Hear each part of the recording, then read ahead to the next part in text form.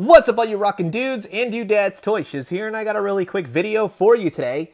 This is basically kind of like a clip show. It's like that episode of Friends where they ran out of ideas and then they just got to keep bringing up old things. No, not really. But it's everything that I wanted to include for my top 10 action figures of 2018. But then it would have turned the video from 15 minutes into 30 minutes. And I felt like there's a lot of toys that needed that extra, you needed to talk about it, but there was a lot of weirdness, a lot of controversies, a lot of just different things that happened for 2018. Some were a blast, some were less than desirable, but equally, it was just about fun, and 2018 was a great time for collectors. So just really quick, here is everything that was left out of the video, but I really wanted to talk about in the sense of I had some great experiences in 2018. I found some really cool stuff. So without further ado, here it is. Now, some of you may not know this, but I actually started the ToyShiz YouTube channel in February, basically, of last year, and I just wanted to say thank you so much. The first review I ever did was the Power of the Primes Swoop. That's back when I pretty much talked like the first season Homer Simpson. I listened to my old videos the other day, and I was like, wow, dude, you've come a long way. Congratulations, you have emotion and emotives in your voice now. Before it sounded like sandpaper against a chalkboard, basically. But yes, my first review was this Power of the Primes Swoop, and I had to give a quick shout out to all these Hasbro Power of the Primes Dinobots. These just barely made my top 10 list. They are amazing. There's one that I felt, instead of just doing, copping it out and being like the whole set of Dinobots, there is one that will be on the list, but it is just something I wanted to point out. These were amazing. There's a couple misses, sure. But you know what? To be quite honest with you, they nailed the Dinobots again for a new generation. I have never combined all these dudes. Didn't really care to. Didn't really want to. It's just one of those things where I prefer the Dinobots to be separate, and I enjoy just looking at them on my shelf. They are fantastic. I love every single one of them. You can even get the little Raptor girl if you want. But these are the classic team of Dinobots, so I had to keep them like that. But I do recommend them if you can get them. Power of the Primes was an absolute blast to collect this past year, I should say. And Transformers Siege, that's already shaping up to be awesome. I had already said, hey, I'm not going to collect them, but sure enough, you sucked me in with Sideswipe and Hound, and now I got to get Megatron and Optimus and Shockwave and Ultra Magnus. And you guys keep finding them, and I can't find anything, and it's just making me mad. But you know what? 2019, hey, everything's on the bright side, baby. Everything's going to be great. So I'm going to leave you guys with the Dinobots. Just as a quick shout-out, I love these things. They're fantastic. Definitely collect them if you can. Coming in next is this, for the weirdness factor, this figure, quote-unquote, a lot of people didn't really think to count it as a figure, but dang it all, it's definitely a figure, and it's awesome because it's numbered. And yeah, that's the only reason that the collector in me was like, I gotta have it. I gotta have this thing because it's numbered, man. You gotta have it, right? All this stuff. Getting this thing was ridiculous. It was a lot of fun. It was the most fun that I had really actually getting a challenge to find this thing. It's like running around a store being like, where is it? Do you have it? What section is it in? This thing was found in the action figure section. This thing was found in the DVD section. This thing was found in the sports cards section, clothing section, food section. I don't know. It was the weirdest thing ever. I even contacted Voodoo to be like, yo, what's up? And you know what the response was? We don't know. It was a generic message and they never really responded. So, hey, you know what? The way I sees it, these things were produced probably long before the movie ever got their rating because it says the film is not yet rated.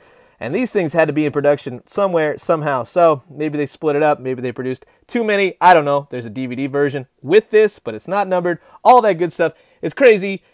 Oh my gosh. It was just one of those things. It comes with a Voodoo number, all that great stuff. I love the movie. I thought it was fantastic after watching it a couple more times from getting the DVD code and all that stuff. Venom was an awesome movie. It's so bad, it's awesome. I loved it. It was great. So, again, really weird, really wonky. A lot of fun to kind of find it, but you know what? They didn't call it the 5,000 Club for nothing. And again, moving on to the ultimate weirdness for this year, I started collecting Jurassic Park toys. No way. That's crazy.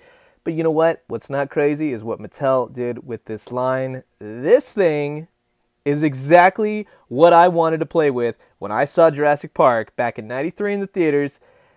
Kenner made some amazing figures, but they didn't make this sucker. I mean, check this out. You got Muldoon, Grant, Ellie Sadler, and Ian Malcolm, and they're all just enjoying a day out in the park. This is fantastic. Even if you didn't collect any dinosaurs, even if you didn't get pretty much anything, if you didn't get this as a action figure collector, man, I don't know. But you're probably saying, why didn't it make your top 10? Well, something did make my top 10 from the Mattel list, but we will get there in just a second. Just be happy that we got this. This has been sitting on my desk. I've been playing with this thing all year, just adding the various characters. Ian Malcolm finally got it, got all these little compies and stuff all over the place.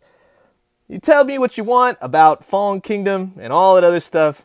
So whatever movie, it was fun, it was bizarre, just don't think about it too much or you'll go cross-eyed, but nothing beats the original Jurassic Park, nothing beats this Jeep, Jurassic Park on the brain.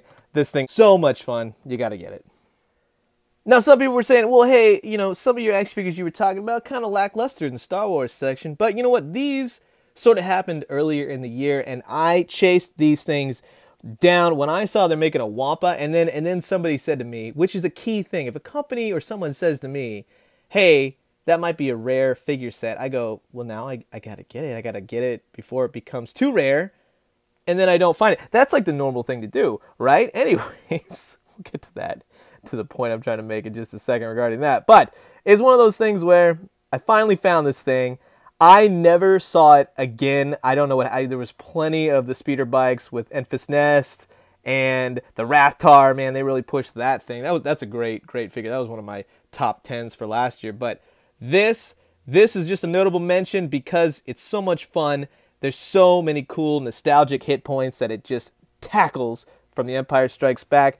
The thing that kind of derails it, I wish Luke was a little bit more articulated. That would be great because in going up against this Wampa, this thing is amazing. You did get a gun. You got a Luke Skywalker that had a lightsaber. Wow, Last Jedi. How's that going for you? This thing is amazing. Look at, I love that it has blood on it. I think, I don't know, maybe they got weird and that's why it was kind of like not discontinued, but they didn't make too many. I don't know, but the most awesome thing about it is that his arm can get chopped off. And I absolutely love that. That is so much fun. That is so cool. And just, you know what, like I said, I did a review on this guy earlier, but the articulation and just everything you can do with this guy, I mean, you don't expect that in a usual 3 3/4 inch figure, but I pick and choose my 3 3/4 inch Star Wars figures, but when they're hot, they're hot. I have to get this one. Definitely recommend him. He's awesome. A lot of fun to play with because he's going to go great on your Empire Strikes Back shelf. Now, one of the things I did this year was I tried to get into Masters of the Universe. I went to the Masters of the Universe, the PowerCon in Torrance, and it was amazing. I had a great time. It was so much fun to see everybody just doing their thing, having a great time. I even met Pixel Dan. That guy, he's a swell chap, that guy. So I bought myself a Castle Grayskull from England. I was over there, brought it home on the plane and everything. That's not even the weirdest part. Whatever this is the weirdest Masters of the Universe thing that I did this year. I got this from Mexico, and it looks like somebody just casted, I guess, the Mattel one, right? And tried to do it themselves. I saw it sitting there, and I was like, you know what? This is too wild. I mean, this thing is being held together literally by wooden sticks. And I had kind of hinted at this thing. I was going to go into detail, but I was trying to do a Master of the Universe video, which I will be getting to in just a few. But I actually got one of these for Talker Art. If you don't know Talker Art, go follow him. He has one of the best toy collections ever, I guess. So I've seen, whatever. But I was like, you know what? I had to send him something, and I was like, I gotta have something that I think he doesn't have, that he does collect.